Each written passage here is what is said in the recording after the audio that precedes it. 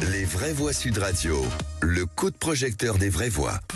Des scènes de liesse, des statues déboulonnées et un président en fuite. La nuit dernière, Bachar al-Assad a précipitamment quitté la Syrie. On voit ces combattants islamistes qui arrivent dans la capitale sur leur moto, sur leur pick-up et qui tirent en l'air. Des tirs de joie et un groupe d'amis qui se prend en photo, dans les mains, un bout de l'histoire syrienne en train de s'écrire. Nous félicitons notre peuple en Syrie pour cette grande victoire. C'est une victoire pour nous et pour les martyrs qui se sont sacrifiés pour la libération. La Syrie, enfin libérée.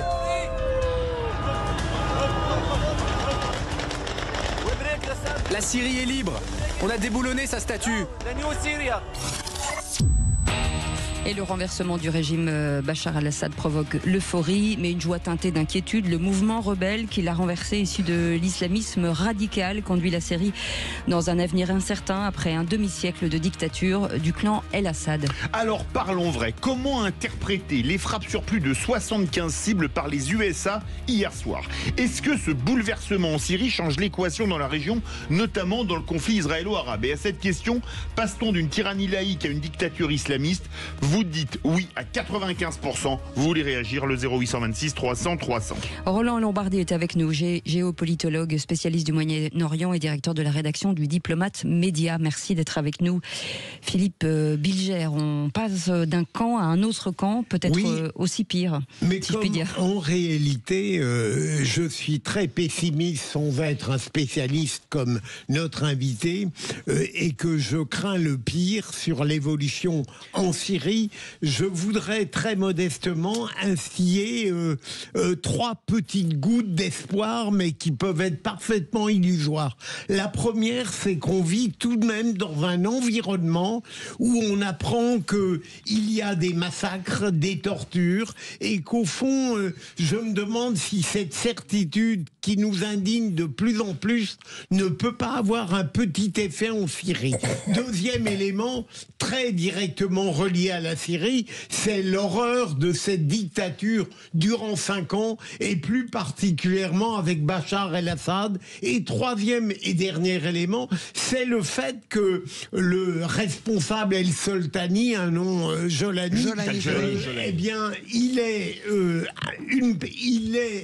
a une personnalité très équivoque, changeant d'apparence, changeant de vêtements, ayant eu des actes qui pouvaient laisser espérer et d'autres très préoccupants, mais puisque je parlais de 3 gouttelettes d'espoir, je m'en tiens à elle pour l'instant. Françoise de Gaulle. D'abord, réjouissons-nous, le boucher de Damas, c'est fini.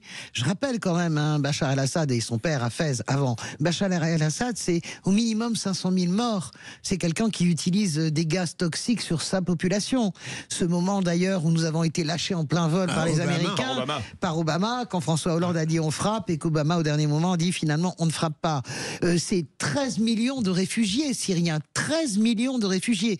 C'est un boucher, c'est un fleuve de sang, Bachar el-Assad. Donc, déjà, petit 1, petit 2, on se demande comment est-ce qu'ils sont arrivés en premier. Et on se demande pourquoi, parce qu'il y avait une lutte à mort. Eh bien, parce qu'évidemment, il y a eu une négociation également avec Moscou. C'est-à-dire qu'en gros, on peut imaginer que le Kremlin a dit aux rebelles, vous ne touchez pas à nos installations, et en échange, on vous laisse passer. Ça, c'est le deuxième point. Le troisième point, je pense que notre invité, je n'ai pas envie d'être dans ce lamento, et pourtant il faut l'être. Il faut égrener. Égrenons l'Irak. Je repensais au statut de Saddam Hussein déboulonné. Ok, égrenons les printemps arabes. Égrenons le courage des populations et égrenons le résultat politique aujourd'hui. Voilà. Mickaël Sadoun.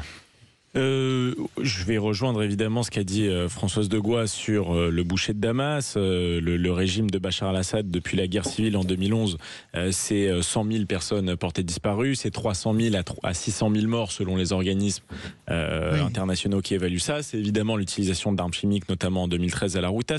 Donc je n'ai aucun début de commencement de sympathie, ni pour Bachar al-Assad, ni d'ailleurs pour tout le clan al-Assad. En plus de ça, ajouter à ça qu'il est proche de l'Iran, de tout ce qui s'appelle l'axe de la résistance, et que c'est un ennemi historique d'Israël. Donc je n'ai aucune sympathie.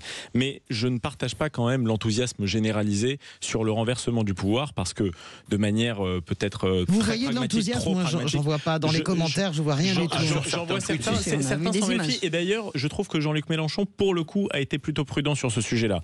Mais on sait comment ça se passe quand un dictateur relativement laïque tombe du pouvoir et est renversé par l'islamisme. Ça devient une base arrière du terrorisme et je pense que ça n'est profitable à personne. D'ailleurs, je pense que les proches d'Israël qui ont vu le renversement du régime comme une chose positive se trompent parce que c'est pas du tout sécurisant d'avoir une organisation terroriste à ses frontières. Donc maintenant, comment vous dire, les Israéliens se trompent pas.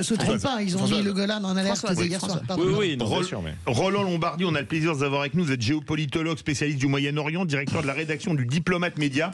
Il y a un pays dont nos vraies voix n'ont pas parlé, mais qui a joué un rôle clé, c'est la Turquie. Est-ce que vous pouvez nous en dire plus ? Ben effectivement, en fait, tout ce qui s'est passé, ça ne se serait pas passé sans l'aval de la Turquie.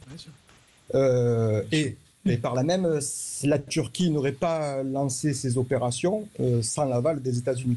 Voilà, donc ça c'est rapidement pour résumer la situation. Bon, on ne va pas évoquer. Alors, est-ce que les États-Unis ont laissé faire? Est-ce qu'ils ont commandité? Ça, c'est une autre chose. On n'en sait pas plus pour l'instant, on verra par la suite. Mais en tout cas, la Turquie, effectivement, est derrière Al-Joulani, le patron des HTS, des Hayat Tahrir al-Sham, donc qui était un parti islamiste, puisque la Turquie était le protecteur, le soutien et le parrain de la poche d'Idlib, qui était devenu le sanctuaire des islamistes en Syrie, et qui avait tous les djihadistes de Syrie qui avaient été frappés par les Russes et les Iraniens et le régime de Assad s'étaient réfugiés dans cette poche. Et il y avait eu en mars 2020 des négociations justement entre la Turquie et la Russie pour cantonner tous ces groupes dans cette poche d'Idlib qui est au nord-est de Damas. Et donc voilà, donc c'est clair que c'est Erdogan qui est à la manœuvre, hein. Il ne faut pas se leurrer, c'est de notoriété publique en plus. Il revient dans le jeu syrien. Alors pourquoi faire ça, on ne sait pas. Il y a toujours la question kurde. C'est lui qui a financé, c'est lui qui a soutenu ces milices, qui les soutient encore. Toujours financé par le Qatar, hein, ne l'oublions pas. Hein. C'est le Qatar qui est un des premiers financiers justement de la poche d'Idlib. Donc voilà où nous en sommes. Donc c'est sûr que les lendemains sont très incertains, voire très inquiétants. Philippe Bilger. À votre avis, l'administration de la poche, de cette fameuse poche, est-ce qu'elle a... J'ai lu un peu partout qu'elle était assez efficace, assez cohérente. Est-ce que on peut tirer des enseignements à partir de cette administration pour ce que va devenir la Syrie, où la comparaison n'est pas possible? Non, c'est vrai. Certains de mes collègues avaient comparé Idlib à Gaza, en fait. Alors pourquoi il y régnait l'ordre et une certaine organisation? Parce que justement, il y a les services et les militaires turcs. Donc à partir de là, on peut comprendre que tout était sous contrôle. Mais on ne peut pas le comparer à la Syrie parce que là, c'était dans un réduit où la population était... Et surtout, il faut rappeler qu'il y avait énormément d'aide internationale, sous forme notamment humanitaire, qui arrivait à Idlib. Hein. Donc nous avons quelque part indirectement financé aussi ces groupes, puisque, bon, on le sait, la plupart de ces aides sont souvent détournées. On l'avait vu à Gaza, hein, on le voit ailleurs aussi. Donc on ne peut pas comparer la stabilité d'Idlib à la future Syrie, parce que là, il y a d'autres communautés. La Syrie est un pays communautaire. Il y a tout un passif, tout un historique de vengeance, de conflits intercommunautaires, et ça ne date pas que de 2011. Hein. C'est historique, et c'est ça qui pose problème. Et surtout que là, pour l'instant, comme je commençais à le dire tout à l'heure, le chef des HTS montre patte blanche, parce qu'en fait, il fait ce que lui dicte Erdogan. Erdogan qui s'y connaît en taqiya, l'art de la dissimulation, qui est une des principales armes des islamistes. Rappelons aussi qu'Erdogan est un frère musulman, ne l'oublions jamais. Donc il avance à petits pas. Il essaye d'amuser la galerie, non pas d'amuser, d'enfumer la galerie, je vais dire, notamment rassurer la communauté internationale, si tant est qu'elle existe.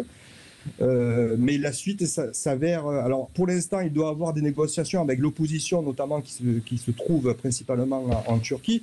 Mais ils n'auront pas la main. On l'a vu dans l'histoire, dans tous les conflits, c'est ceux qui ont participé au combat qui ont la primeur de la suite des événements politiques. Et donc les seuls opposants syriens qui pourront y trouver éventuellement une place dans cette future Syrie, ce sera les frères musulmans. Merci beaucoup en tout cas d'avoir été notre Merci à vous. Invité. Roland Lombardi. Oui, géopolitologue et spécialiste du Moyen-Orient, directeur de la rédaction de Diplomate Média. Merci beaucoup Philippe Bilger. Merci beaucoup Françoise de Gois. Merci beaucoup Mickaël Sadoun. Dans un instant, on parle de citoyenneté avec les vraies voix citoyennes, avec Aurélie Gros et Stéphane Pellet, avec deux très belles associations, une notamment qui lutte contre les accidents de la route et une autre pour la citoyenneté et l'intérêt pour la politique. Et nous on se retrouve demain à partir de 17h. Avec un immense plaisir, enfin pour moi. Hein. Oui, passez. Mais moi aussi. Allez, passez une belle soirée. On vous embrasse. À demain, 17h. Et dans un instant, Philippe David.